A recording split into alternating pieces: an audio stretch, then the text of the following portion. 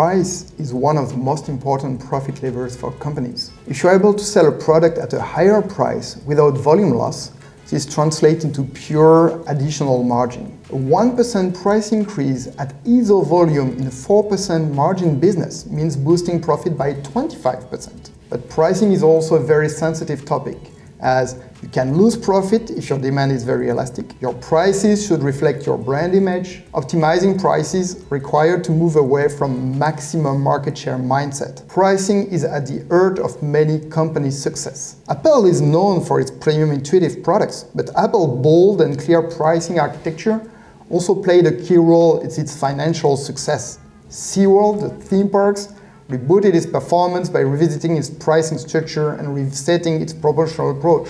Opposite to that, some companies like JCPenney did suffer a lot when they changed their pricing approach to everyday low price instead of promotions.